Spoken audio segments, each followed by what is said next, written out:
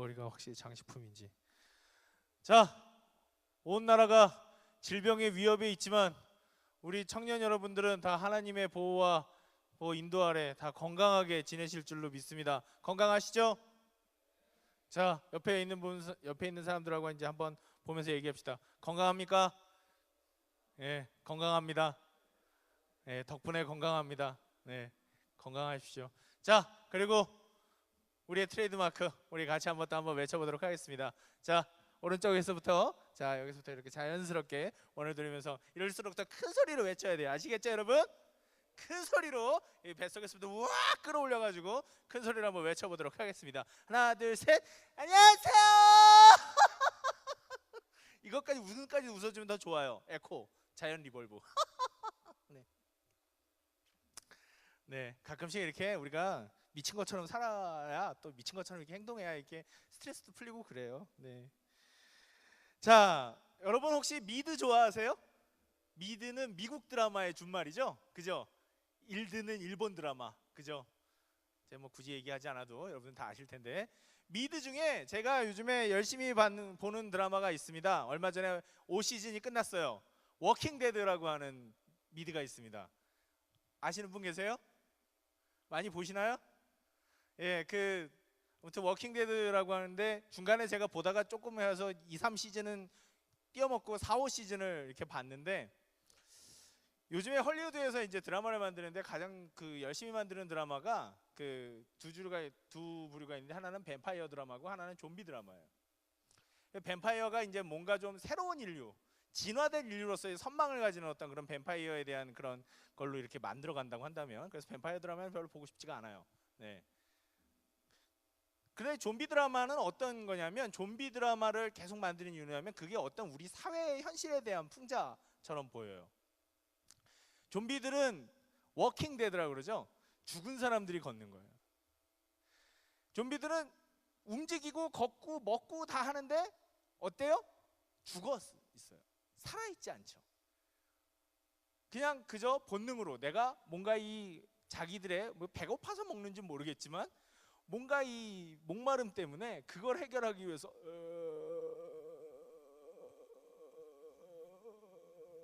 이러면서 걸어 다녀요. 그러다가 사람을 보면 막 잡아먹으려고 하죠.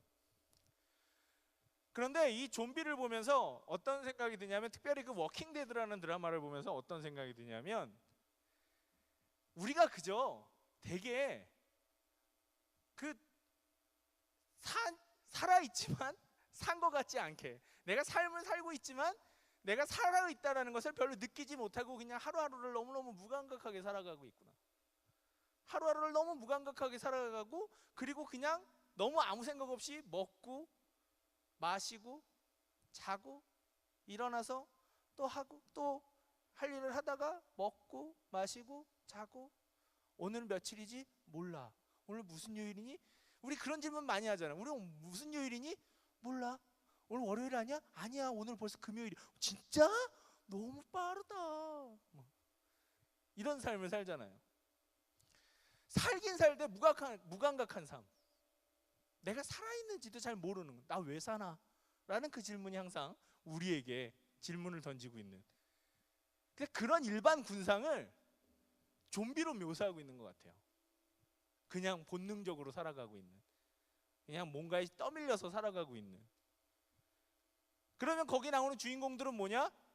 좀 나은 사람이라기보단 그래도 나 왜 살아야 되지? 어떻게 살아야 되지? 무엇이 옳은 것이지? 무엇이 틀린 것이지를 고민하고 살아가는 사람들. 그런데 그 중에는 좀비보다도 못한 인간들도 있어요. 좀비가 많고 사람들이 살아있으면 서로끼리 돕고 살아야 되는데, 그러지 않고 오히려 사람들을 약탈하고 더 괴롭히고 사람들을 잡아먹는 사람들도 있더라고요. 거기 보면 그런 사람들은 또 뭐다? 이 세상에서 오히려 그 선악의 판단 기준들을 모두 다 없애버리고 그냥 자기 하고 싶은 대로만 사는 더 그런 사람들의 모습을 보여주는, 그런 우리 삶의 지금 현대의 세태들을 좀비라는 매개체를 통해서 그렇게 보여주고 있는 것 같아서 참 그 드라마를 볼 때마다 의미심장하게 보게 돼요. 나는 지금 어떻게 살아가고 있는가? 나는 지금 무엇 때문에 살아가고 있는가? 그래서 오늘 제목도 그 영화 그 드라마 제목에서 갖고 왔어요. 워킹 데드. 그렇지만 우리는 어떻게 해보자? 워킹 얼라이브. 살아있는 것처럼 진짜 살아있는 것으로 걸어보자. 살아있는 자의 삶을, 걸음을 걸어보자 라는 의미로 그렇게 이 제목을 정해봤습니다. 그런데 그 좀비 드라마는 정말 암울해요. 희망이 없어요. 도처에는 죽음뿐이고 어떤 희망을 가지고 즐겁게 산다기보다 그냥 내가 죽지 않기 위해서 발버둥을 치고 사는 그런 삶인 거죠. 어떻게 보면 우리도 경쟁 속에서 정말 뼈 빠지게 경쟁하고 뼈 빠지게 노력하는데 그게 내가 정말 그 경쟁 속에서 행복해지는 게 아니라 경쟁에서 지면 도태되니까, 경쟁에서 지면 뒤로 물러가서 나 그냥 탈락될 것 같으니까 하루하루 불안감 속에서 나 진짜 여기서 지면 안 돼 하면서 막 몸부림치면서 살아가는 거예요. 그런 모습. 희망이 없어요. 거기는 그냥 하루 살면 되는 거예요. 그 드라마에서 희망이라는 걸 찾아볼 수 없고, 희망이라는 걸 찾아가 보면 또 거기서 희망이 무너져요. 그래서 참 답답하다. 그런데 그 드라마를 보면서도 이 현실을 많이 더 느끼게 됩니다. 답답하다. 내 삶도 답답하구나. 그런데 요즘엔 우리 삶이 그렇게 답답한데 요즘은 좀 더 어때요? 이제는 이 사는 게 안 그래도 팍팍해 죽겠는데 또 이 전염병까지 돌아가지고, 그죠? 우리나라뿐만 아니라 세계 도처에 이 도처마다 다 전염병이 있습니다. 요즘에는 거기에 알맞는 신종 전염병들이 막 돌아요. 어쨌거나 우리도 요즘에 그나마 그래도 사람들 만나는 재미로 살고 이랬는데 요즘엔 뭐예요? 전염병 때문에 사람들 만나요? 아니야, 사람들 만나기도 꺼려져요. 누구 만나서 얘기하기도 힘들어요. 공공장소 그래도 타임스퀘어로도 가가지고 야 영화 보러 가자 막 이런 재미로 살았는데 이제는 그런 장소 가기도 힘들어요. 옮을까봐. 물론 요즘에 좀 나의 못생긴 얼굴을 커버하기 위해서 농담이에요. 그냥 웃자고 한 소리예요. 물론 이렇게 마스크를 쓰는 뭐 이런 일이 생기지만 이제는 정말 사람들 앞에서 다 나를 가리고 막 숨겨야 살아가야 될, 그러야 안심이 될 정도의 그런 삶을 살게 됐습니다. 더 답답한 거죠. 이 말이 좀 맞는 표현인지 모르겠습니다만 죽음의 그림자가 우리 삶에 있어요. 그게 무서운 거예요. 이 병 걸려서 나 잘못되면 어떡하지? 그런 불안감까지, 경쟁에 대한 불안감까지 우리 삶을 갉아먹고 있었는데 이제는 뭐예요? 질병에, 그게 죽음의, 내 삶의 근본적인 생명의 두려움까지 우리 삶을 막 쫄아들게 하고 있는 거죠. 드라마 같은 삶 같아요. 진짜로. 어쩌면 현실이, 그래도 드라마는 드라마잖아요. 저거 뻥이지, 저거 거짓말이지, 이런 생각으로 볼 수 있어요. 아무리 끔찍해도. 그런데 우리의 삶은 그게 아니잖아요. 제발 꿈이었으면 깼으면 좋겠다 이러는데 깨지지가 않아요. 그죠? 자고 눈 떴는데 여전히 또 그날이 계속되잖아요. 현실이 더 끔찍한지도 모르겠어요. 힘들어요. 제가 이 오늘 설교를 준비하면서 계속 봤는데 이 몇 주 제가 계속 이런 얘기를 하고 있더라고요. 우리 삶이 힘들다. 근데 힘들어요, 여러분. 진짜로. 그러니까 힘드니까 지금 여러분들 예배 드리러 와서도 힘들어 이러면서 힘들어 이렇게 되고 있잖아요. 네, 그렇다고 해서 뭐 퍼드득 놀래서 네, 그럴 필요 없어요. 너무 피곤하면 주무셔도 돼요. 네, 여기 와서 자야지 뭐 어디 가서 자겠어요, 그죠? 그게 우리의 삶이다라는 느낌이 들어요. 그런데 성경에도 우리의 삶처럼 요즘처럼 희망이 안 보이고 답답하고 마음이 쫄아들고 힘들어 죽겠다라고 할 것 같은 그렇게 절망적이고 더 힘든 그런 모습을 한 자리가 있었습니다. 오늘 우리가 이 에스겔 37장을 11절부터 읽었지만 원래 이 설교를 제대로 들으려고 하면 37장 전체를 다 읽는 게 좋아요. 다 읽어봐야 우리가 이렇게 느낌이 옵니다. 그래서 다 읽을 수는 없지만, 그래서 우리가 이 이야기의 배경이 되는 것이 어떤 내용인가를 좀 더 잘 알기 위해서 우리가 37장 1, 2, 3절을 한번 같이 읽어보도록 하겠습니다. 37장 1, 2, 3절 우리가 보면서 같이 한번 읽어볼게요. 시작. 여호와께서 권능으로 내게 임재하시고 그의 영으로 나를 데리고 가서 골짜기 가운데 두셨는데 거기 뼈가 가득하더라. 나를 그 뼈 사방으로 지나가게 하시기로 본즉 그 골짜기 지면에 뼈가 심이 많고 아주 말랐더라. 그가 내게 이르시되 인자야 이 뼈들이 능히 살 수 있겠느냐 하시기로 내가 대답하되 주 여호와여 주께서 아시나이다. 아멘. 하나님의 에스겔 선지자를 어딘가로 데려가셨어요. 어딘가로 데려가셨는데 그 곳은 정말 끔찍한 곳이었어요. 여기 그냥 뼈라고 하지만 이 뼈는 동물 뼈가 아니라 무슨 뼈예요? 사람 뼈예요. 해골이요, 해골. 그 해골이 그냥 있는 데가 아니라 해골이 가득하다 그랬어요. 죽은 사람들이 그만큼 많다는 얘기예요. 그런데 거기 있는 사람들이 금방 죽은 사람들이 아니라 뭐예요? 다 죽어서 뼈가 썩어서 이 살이 썩고 없어지고 뼈가 다 너무 오래돼서 다 메말른 뼈. 도대체 생명이라고는 찾아볼 수 없는 그런 자리. 정말 끔찍한 곳. 그런 곳으로 하나님이 에스겔을 데려가셨습니다. 그리고 그 거리 사이를 거닐게 하세요. 그 죽음의 냄새를, 그 절망적인 곳의 그 분위기를 에스겔로 하여금 느끼게 하십니다. 그래놓고 하나님이 이렇게 질문을 하세요. 인자야, 에스겔을 부르시면서 이 뼈들이 능히 살겠느냐? 이 지독히 말라빠지고 죽어있는 이 뼈들이 다시 살 수 있겠냐라고 얘기하십니다. 하나님이 에스겔한테. 그랬더니 에스겔이 좀 당황스럽잖아요. 그죠? 이거 어떻게 되겠다고 얘기하기도 그렇고 안 되겠다고 얘기하기도 그런 거예요. 자기 마음속에는 분명히 뭐예요? 얘네들이 다시 살아나요? 말도 안 되죠. 이런 생각이 들지만 하나님이 물으니까 또 하나님이니까 될 것 같기도 하고 당황스러우니까 이 사람이 아주 현명하게 대답합니다. 뭐라고요? 주께서 아시나이다. 저는 모르겠습니다. 주께서 아시나이다. 그런데 하나님이 에스겔한테 보여주세요. 뼈들아 살아나라 라고 이 뒤에 얘기를 하시니까 뼈들이 막 붙고 조립이 돼서 그 위에 근육들이 생기고 그래서 싱싱한 사람으로 되살아납니다. 그런 모습들을 얘기를 합니다. 그런데 중요한 것은 하나님께서 이 뼈들을 에스겔에게 보여주신 이유는 바로 우리가 읽었던 11절에 그 이유가 있습니다. 우리가 11절 다시 한번 읽어볼까요? 11절 읽어보겠습니다. 시작. 또 내게 이르시되 인자야 이 뼈들은 이스라엘 온 족속이라. 그들이 이르기를 우리의 뼈들이 말랐고 우리의 소망이 없어졌으니 우리는 다 멸절되었다 하느니라. 아멘. 하나님이 이 뼈를 보여주신 이유는 이스라엘 백성들이 바로 이 뼈들처럼 자기 자신들을 생각하고 있다는 거예요. 이 뼈들은 이스라엘 온 족속이라. 그들이 이르기를 우리의 뼈들이 다 말랐고 우리의 생명의 근원들은 다 말랐고 우리는 살기가 너무 어렵고 곧 죽을 것 같고 우리에게는 이 힘든 와중에도 우리에게는 소망이 없다. 우리는 이제 다 죽은 것 같다. 우리는 이제 다 죽는 일만 남았다. 이렇게 이스라엘 사람들이 얘기하고 있다는 거예요. 그런 이유는 뭐냐면 이스라엘이 망했죠. 바벨론의 침공에 의해서 이스라엘이 망했고 자기들이 누리고 있던 삶의 모든 처전들이 다 망가져 버렸어요. 가지고 있던 재산 그리고 자기가 꿈꾸던 미래까지 몽땅 다 없어졌습니다. 그리고 그 사람들은 지금 어떻게 됐어요? 포로로 끌려와서 바벨론으로 포로로 끌려와서 극히 소수의 사람들만 제외하고는 다 뭘로 살아요? 노예로 살아요. 종의 삶을 산다고. 자유인이었다가 내가 원하는 대로 살 수 있는 모든 자유를 빼앗겼어요. 언제 내가 돌아갈 수 있을지, 이게 언제 해방될 수 있을지 아무도 모릅니다.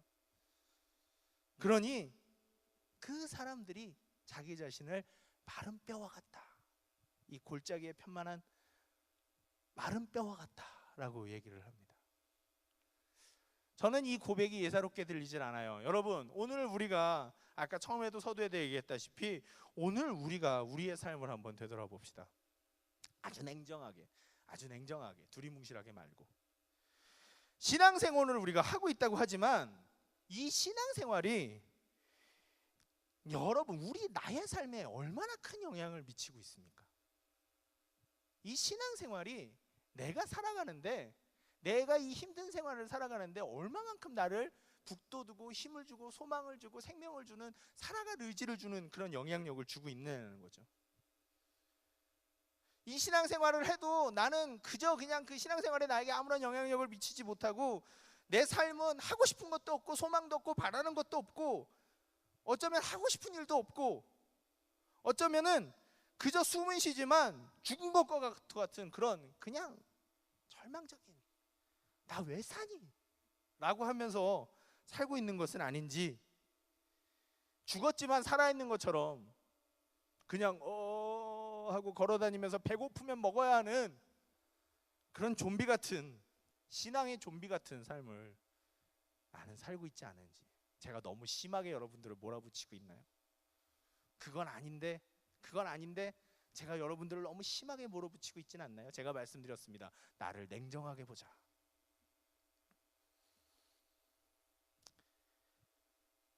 그리고 우리 청년부 공동체 역시 좀 아픕니다. 이 얘기는 상당히 아파요. 제가 하면서도 아픕니다. 우리 청년부 공동체 역시 청년부라는 껍데기는 있으되, 청년부라는 모임의 껍데기는 있어요. 우리가 한영께 청년부로 모이고 예배도 드립니다. 집회도 하고 소그룹도 해요. 그렇지만 소그룹 모임도 우리가 모여서 하나님의 말씀을 정말 진실하게 배우고 간절하게 배우는 그런 모습보다는 그냥 모여서 잠시 모였다가 그냥 잠시 얘기하고 어떻게 살았다 얘기하고 그냥 형식적으로 모였다 형식적으로 흩어지는 그런 소모임은 아닌지. 예배도 우리가 정말 하나님을 소망하며 우리가 아까 그렇게 기도했던 것처럼 하나님의 나라가 이 자리에 있고 내가 하나님의 나라를 위해서 일하겠고, 하나님 정말 내 삶에 함께 하셔서 나를 도와주십시오, 나를 만나 주십시오, 내 삶에 힘내 주십시오라는 그 간절한 마음으로 하나님을 바라고 찾기보다는 그저 그냥 예배 왔다, 언제 끝나냐, 목사님 또 시작했네, 한 30분 한 열심히 하겠다,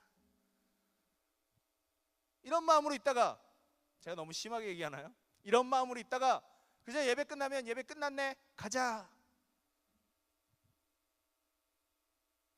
그런 마음으로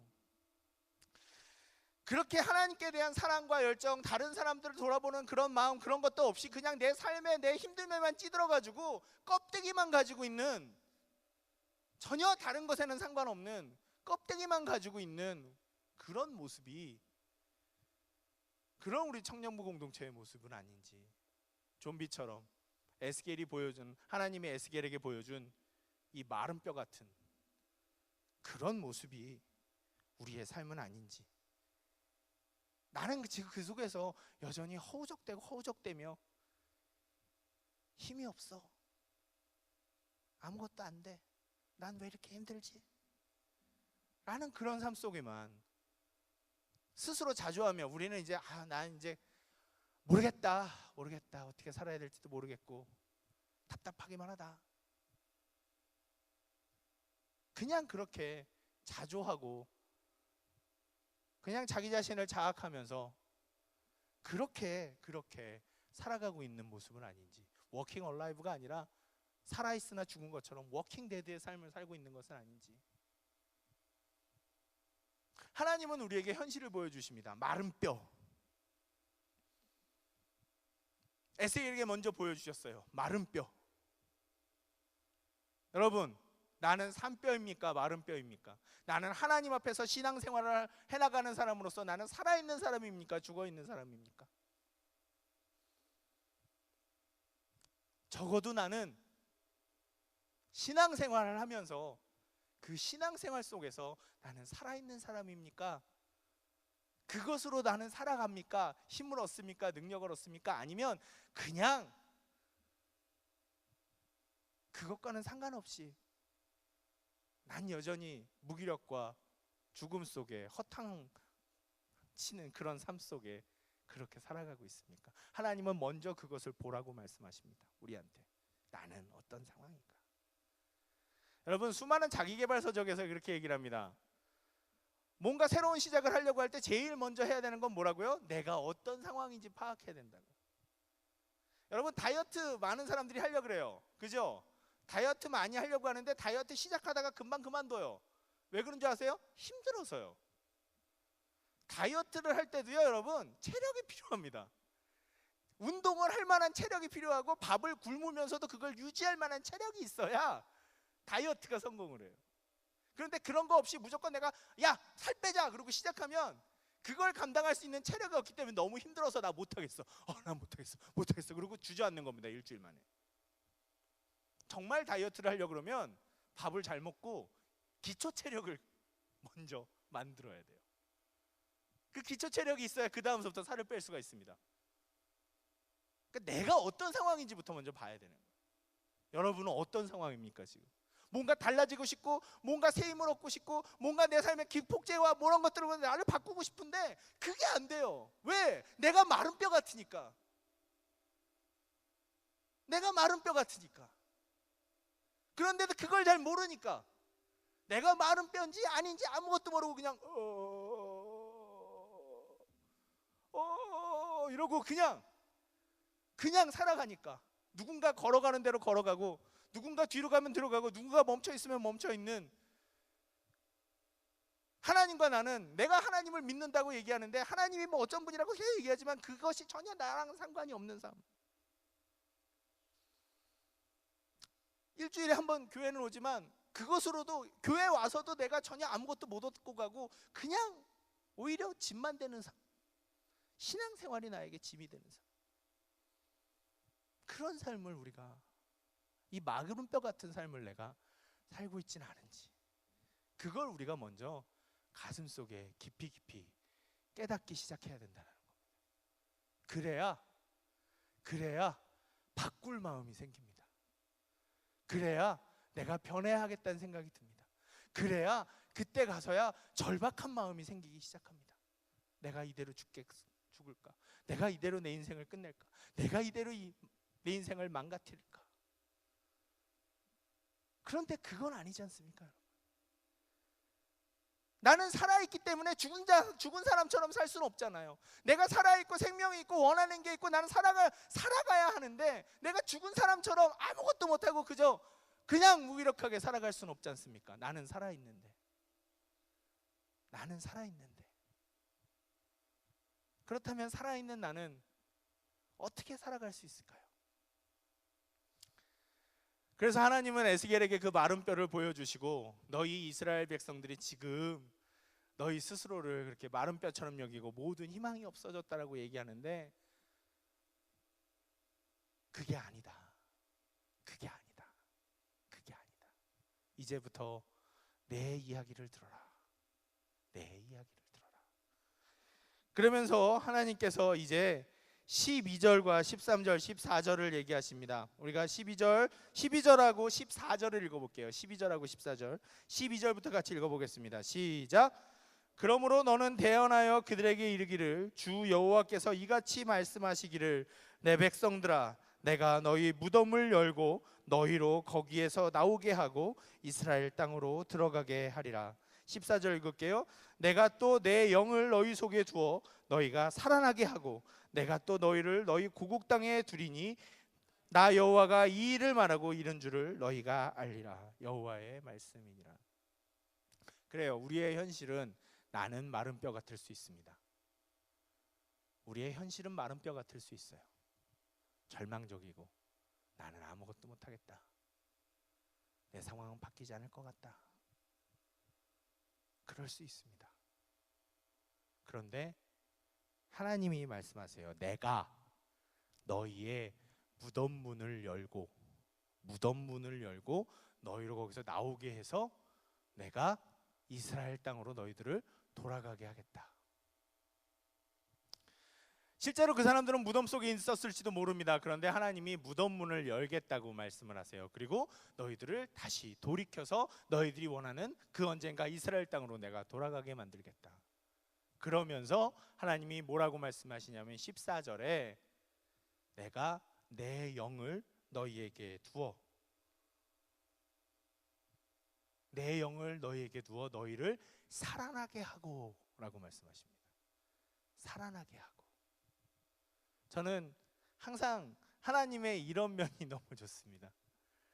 죽은 자를 살리시는 하나님, 가장 절망적인 상황에서, 가장 우리의 인생엔 절망적인 상황에서 나의 힘이, 모든 것이, 내 소망도 끊어지고 내가 할 수 있는 것도 다 끊어졌고 나는 더 이상 어떻게 해야 될지 모르겠다라고 하는 순간에 내 인생을 훅 찢고 들어오셔서 내가 있다. 내가 네 힘이고 내가 너를 돕고 내가 너를 지키고 내가 너를 인도하겠다.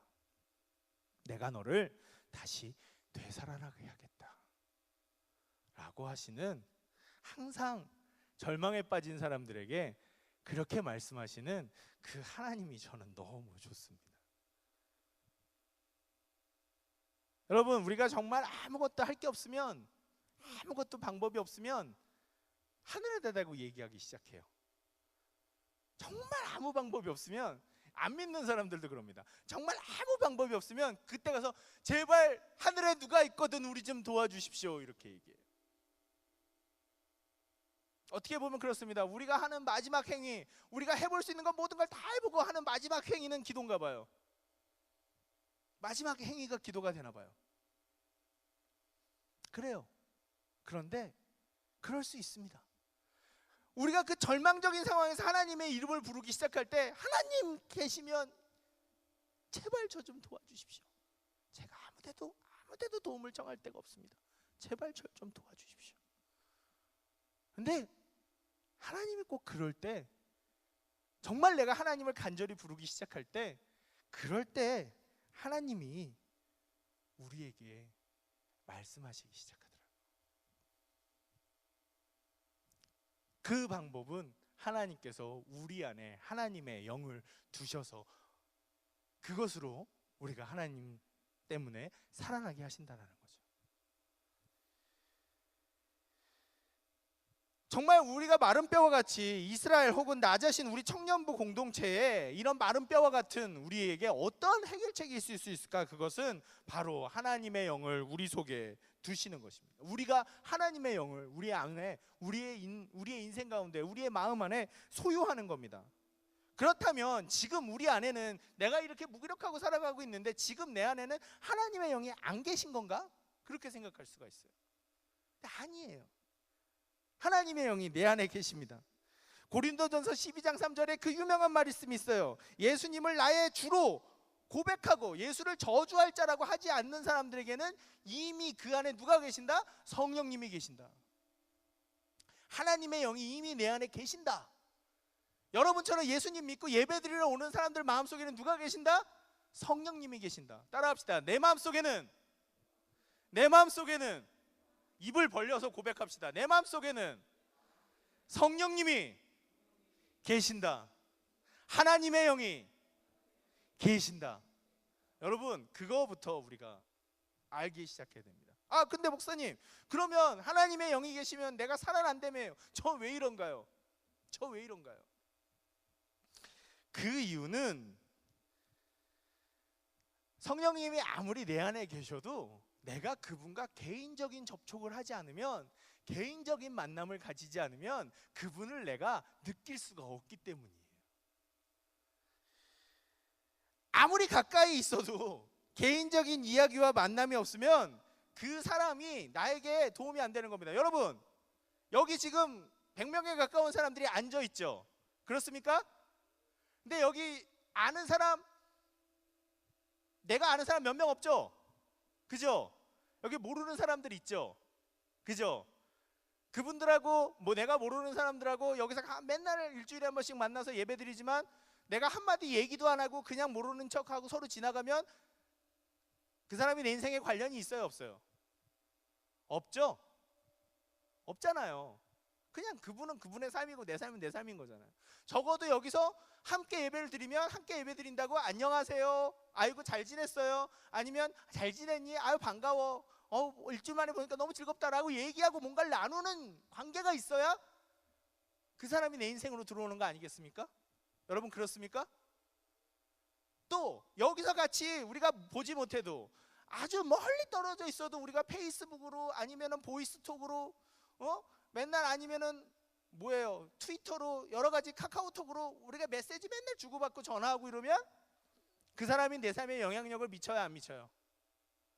미치죠? 그래요, 안 그래요?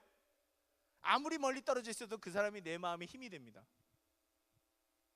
아무리 가까워도 그 사람과 내가 개인적인 교류가 없으면 그 사람은 내 인생이 쫑이고 그냥 같이 공간에 있을 뿐이고, 아무리 멀리 떨어져 있어도 내가 그 사람과 개인적인 만남을 가지고 있다면 그 사람은 내 인생에 큰 도움이 되고 힘이 되는 사람입니다. 하나님의 영이 내 안에 있어도, 하나님의 영이 내 안에 함께 하셔도, 여러분, 하나님의 영이 내 안에 함께 하셔도 내가 그분과 개인적인 만남의 시간을 가지지 못하고 있다면, 그분과 접촉하는 일이 없다면 아무리 내 안에 계셔도 없는 거나 마찬가지입니다. 그러면 성령님이 좀 억지로 이렇게 하실 수 있어요. 우리의 성령님 너무 친절하신 분이라서 절대로 우리에게 뭔가를 강제로 강요하시는 분이 아니에요. 왜?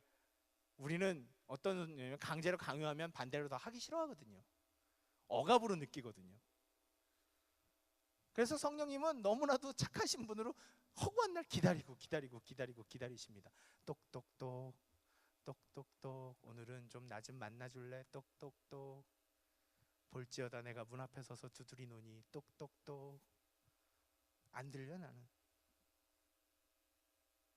그렇게 우리가 하나님과 그 성령님과, 내 안에 계신 성령님과 우리가 개인적인 접촉과 그 시간들을 가지지 못하면, 아무리 성령님이 내 삶을 살려주고 나를 살려주고 이 죽음의 절망적인 상황에서도 새 힘을 가지고 무덤을 열고 나아가서 새로운 삶을 살게 만드는, 살아나게 만드는 그 삶을 살게 해주고 싶어도 그게 안 되는 겁니다.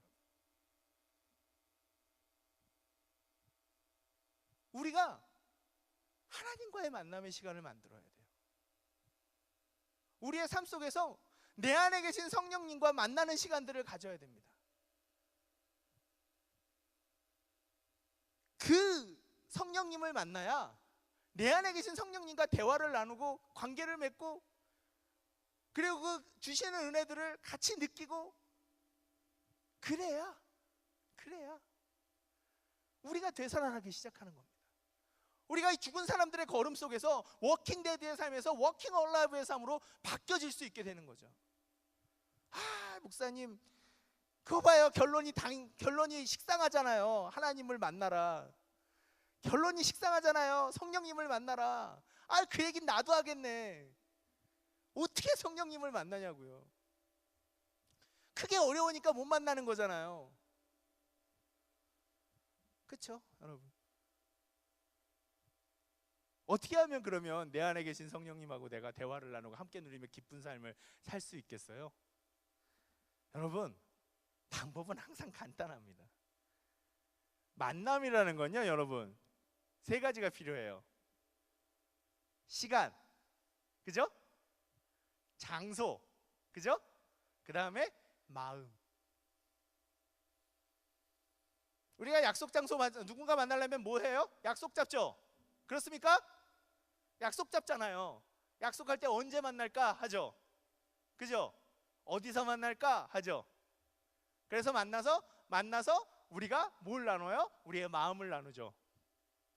아무리 시간 약속 잡았어도 마음이 콩밭에가 있으면 그게 만남이에요, 아니에요? 아니에요. 나 먼저 갈게. 1시간 동안 딴 데가 있다가 그냥 이 사람이 이 앞에 있었는지 없었는지 모르고 그냥 가는 거죠. 이 세 가지가 있어야 돼요. 여러분, 하나님과 만나기 위해서 시간을 정하십시오.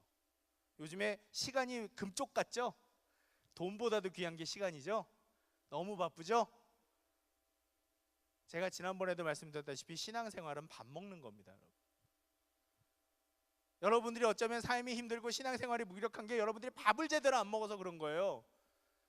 바빠서 밥 안 먹고 삶에서 나 바빠서 밥도 걸렀어. 그리고 밥 계속 걸르고 살면 어떻게 돼요? 병 걸려요. 건강이 망가져요.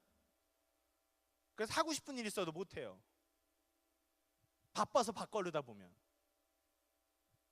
그래서 아무리 바빠도 뭐예요? 때 되면 끼니는 찾아 먹고 살아야 되는 거예요. 꼭. 신앙생활도 마찬가지입니다. 밥 먹는 것처럼 해야 돼요.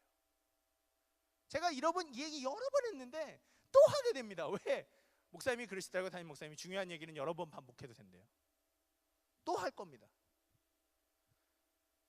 여러분들이 하나님 앞에서 하나님과 같이 밥 먹는 시간들을 꼭 만들어주세요. 시간을 정하십시오. 그 시간을, 아무리 바빠도 그 시간을. 왜? 내가 살아나기 위해서. 내가 살아나기 위해서. 마른 뼈처럼 살지 않기 위해서. 장소를 정하십시오. 여러분들 큐티하라 그러면 카페 가고, 큐티하라 그러면 지하철에서 하고 막 이러더라고요. 그러면 안 됩니다, 여러분. 카페 분위기 좋죠? 책 읽기 좋죠? 아니요. 카페는 산란해요. 내가 집중할 수가 없어요. 다른 사람들이 신경이 쓰여요. 하나님과 내가 1대1이 되지 않습니다. 하나님과 여러분들이 1대1이 될 수 있는 조용한 장소를 만들어 주세요. 우리 중요한 사람 만날 때 길가에서 만납니까? 여러분의 인생을 지을 때 면접관들 뭐 이런 사람들 만나, 아주 중요한 사람, 내 인생에 영향을 줄 만한 사람들 만날 때 아무 데서나 어디 오늘 그 명동 길거리 거기 어디서 만나죠? 이러고 만납니까? 그러지 않잖아요. 중요한 곳, 좋은 곳 만나서 거기서 만나서 제가 식사 한 끼 대접하겠습니다. 이러지 않습니까? 내가 하나님과 만나서 내 삶이 되살아나길 바라면 여러분, 하나님과 내가 조용히 만날 수 있는 장소를 만들어 주세요. 여러분들의 삶 속에서 시간과 장소, 그리고 마음을 하나님께 드리십시오. 시간과 장소만 만들어 놓고 마음은 딴 데 가서 나 그거 해야 되는데 이거 큐티가 그렇게 안 되냐, 말씀이 눈에 안 들어, 이 말씀이 이렇게 어려워, 나 그거 해야 되는데 해야 되는 거 많은데 해야 되는 거 많은데 해야 되는 거 많은데 해야 되는 거 많은데. 그러면 하나님이 나한테 얘기를 해도 들리겠습니까? 아니, 내가 하나님한테 뭔 얘기를 할 수 있겠습니까? 여러분, 그러면 안 돼요. 그러면 앉아 있어도 헛방입니다. 내가 되살아나기 위해서 내 안에 계신 하나님의 영을 내가 되살리고 하나님의 영으로 인해서 내가 살아나기 위해서 할 수 있는 일은 그렇게 내 안에 계신 하나님과 시간과 장소와 마음을 드리는 겁니다. 그냥 그러면서 하나님 앞에 힘듭니다라고 얘기를 하세요. 아니면 성경책을 읽으시던가, 아니면 수많은 큐티책들이 나와 있으니 그 큐티책들을 들고 하나님 앞에 이게 무슨 뜻입니까? 하나님은 나한테 오늘 뭐라고 말씀하시겠습니까? 하나님, 저 좀 제발 살려주십시오. 제가 제발 듣겠습니다. 제가 하나님 앞에 와 있습니다. 시간과 장소와 마음을 들이며 제가 하나님 앞에 와 있습니다. 내 안에 계신 성령님, 저한테 말씀해 주시고 제 얘기를 들어주시고 저에게 힘을 주시고 위로와 기쁨을 주십시오. 그렇게 하다 보면 내 안에 계신 성령님을 우리는 만날 수 있습니다. 그거 안 해본 줄 알아요, 목사님? 그거 안 되던데. 여러분, 처음부터 잘 되던 사람이 어디 있겠습니까?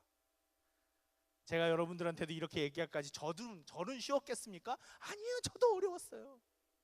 저도 어려웠다고요. 저도 안 됐어요. 하다 보니 되더라고요. 잠언 8장 17절에 뭐라고 그랬는지 아세요? 나를 사랑하는 자들이 나의 사랑을 입으며 나를 간절히 찾는 자가 나를 만날 것이다. 뭐라고요? 나를 사랑하는 자들이 나의 사랑을 입으며 나를 간절히 찾는 자가 나를 만날 것이다. 여러분, 간절이라는 말이 뭔지 아세요? 이 안에 있는 내장들이 쫄아들도록 그렇게 안타깝게 찾는 걸 간절이에요. 여러분, 우리가 살아난다는데, 내 삶이 살아난다는데, 내 삶이 무기력과 절망 속에서 살아난다는데, 여러분 찾아야죠. 힘들어 못하겠어. 그냥 대충 살다 죽을래. 이거 말고 나를 사랑하는 자가, 나를 소중히 여기는 자가, 나에게서 무엇인가를 얻고 싶어하는 그 사람들이 나를 찾을 것이고 나의 사랑을 입을 것이고 나를 간절히 찾는 자가 나를 만날 것이다. 물론 이거는 잠언에서 지혜를 그렇게 찾아라라는 말이기도 하지만 그 지혜는 잠언에서 하나님과 동일하게 사용되는 말이기 때문에 그렇습니다. 나를 간절히 찾는 자가 나를 만날 것이다. 여러분, 세상의 원리는 뭐든지 그래요. 내가 원하는 건 간절히 찾게 돼 있어요. 그래야 내가 하나님을 만나고 하나님 안에서 되살아날 수 있습니다. 그리고 열왕기상 19장 12절에 열왕기상에 이제 그 엘리야가 하나님을 그 절망한 상태로, 너무나도 마음이 절망한 상태로 가서 호렙산에 가서 하나님을 만나려고 하는데 하나님이 말씀을 하신다고 그래서 기다리고 있었는데 지진이, 바람이 막 큰 바람이 일어납니다. 그런데 그 가운데서도 뭔가 대단한 일이 일어나는 것 같았는데도 하나님의 목소리는 들리지 않았어요. 불이 막 일어났습니다. 그런데 그 가운데서도 지진이 먼저 일어났군요. 지진이 막 일어나서 뭔가 대단한 일이 일어날 것 같았는데 그때도 하나님의 목소리는 들리지 않았어요. 불이 막 일어났습니다. 그래도 그 속에서 하나님의 목소리는 들리지 않았어요. 그런데 그 모든 것들이 다 지나가고 조용해지니까 그 조용한 가운데서도 아주 작은 세미한 소리로 하나님의 목소리가 들리기 시작했다라고 얘기해요. 왜 하나님은 큰 소리로 얘기하지 않으시고 지진 속에서, 아니 바람 속에서, 큰 바람 속에서, 지진 속에서, 큰 물 속에서 멋들어지게 말씀하지 않으시고 왜 하나님은 다 지나가고 그 조용한 가운데서 아주 그것도 작은 소리로 말씀하셨을까요? 그건 작은 소리는 귀 기울여 드려야 들을 수 있기 때문입니다. 귀 기울여 듣는다는 건 내가 집중해서 듣는다는 겁니다. 들으려고 노력하면서 듣는다는 겁니다. 이게 무슨 소리지? 이게 무슨 소리지? 이게 무슨 소리지? 그런데 그렇게 듣는 소리는요, 내가 가장 확실하게 알아들을 수 있어요. 왕왕왕왕왕왕 거리는 소리는 무슨 소리인지 들리지 않습니다. 아무리 큰 소리라도. 그렇잖아요, 여러분. 우리가 옆에서 공사, 막 큰 공사 있는 데서 우리가 서로 얘기하려고 하면 뭐라 그래야 돼요? 뭐라고? 안 들려! 더 크게 얘기해! 아니 그래서 이랬다고! 이러면 뭐라고? 또 그러잖아요. 안 들려요. 그런데 다가와서 조용하게 귓속말을 할 때는 아무리 작은 소리라도 내가 듣고 이해하고 확실하게 알아들을 수가 있습니다. 하나님은 우리가 하나님의 목소리를 확실하게 알아듣기를 바라세요. 하나님의 목소리를 깊이 알아듣기를 바라세요. 그래서 아주 조용한 가운데, 아주 세밀한 가운데 우리가 온 신경을 집중해서 귀 기울여 듣기를 바라십니다. 그럴 때 나를 되살리는 하나님의 음성이 들리기 시작합니다. 그럴 때 이 글자로만 적혀 있었던 아무것도 아닌 것 같은 이 무거운 성경책이 살아 움직이는 글자가 되기 시작합니다. 내 삶에 힘을 주는 음성으로 들리기 시작합니다. 아니 그냥 그전에도 알았고 있었던 그 말씀들이 다시 들리기 시작합니다. 아, 이게 이 말씀이었구나. 그 말씀 앞에서 내가 울기 시작합니다. 그 말씀 앞에서 내가 새 힘을 얻기 시작합니다. 내가 그렇게 귀 기울여 듣기 시작할 때, 우리가 예배 앞에서 하나님 앞에 간절해져야 되는 이유는 다른 게 없어요, 여러분. 세밀하게 나에게 세밀한 가운데 정확하게 말씀하시는 그 하나님의 음성과 나를 만지심의 은혜를 경험하기 위해서 우리는 온갖 신경을 집중해서 하나님께로 나아가는 겁니다. 그럴 때 내 안에 두신 하나님의 영을 우리는 만날 수 있고, 그것으로 나는 다시 되살아나기 시작하고, 그럴 때 내 마른 뼈와 같은 삶은 좀비같이 걸어다니는 그 삶의 목적도 없이 무의미하게 그저 그냥 떠밀려서 살아가는 그런 내 삶은 바뀌어지기 시작할 겁니다. 제가 감히 제 인생을 걸고 여러분들께 말씀드릴 수 있습니다. 제가 여러분들의 목사로 여러분들에게 하나님의 말씀을 전하는 설교자의 자격으로 이 모든 걸 걸고 여러분들에게 말씀드릴 수 있어요. 왜? 제가 그 무의미한 인생 가운데 살다가 하나님 때문에 제가 여러분들 앞에 서서 이 이야기를 하고 있는 사람이기 때문에 그렇습니다. 너무나도 무기력하고 무의미하고 삶의 목적 없는 삶을 살다가 하나님이 저한테 그 모든 것들을 알려주시고 살아가게 해주셨어요. 그러니 여러분, 믿져야 본전이니까. 그래도 목사라고 제가 교회에서 월급 받고 이렇게 하고 있는데 제가 여러분들한테 뻘소리 하겠습니까? 제 양심을 걸고 거짓말은 아닙니다. 그러니 여러분, 마른 뼈와 같은 삶에서 우리 벗어납시다. 설교가 길었지만 용서하시고 그만큼 간절한 말이었다라고 생각해 주세요. 이번 일주일, 아니 앞으로 우리가 살아가는 동안 더 이상 마른 뼈와 같이 살지 말고 내 안에 계신 나를 살게 하시는 하나님의 영의 음성을 듣기 위해 시간과 장소와 마음을 들이며 간절하게 귀 기울여 하나님의 음성을 찾기 시작합시다. 거기에서부터 우리의 삶의 변혁이 일어나게 될 줄로 믿습니다. 부탁합니다, 여러분. 더 이상 절망과 죽음의 공포와 그런 무의미한 삶 속에서 벗어나서 생명과 희망과 기쁨의 삶을 되찾으시는 우리 청년들이 됐으면 좋겠습니다. 기도하겠습니다. 주여, 그렇습니다. 우리가 죽은 자의 걸음을 걷지 않게 하여 주시고 산 자의 걸음으로 살게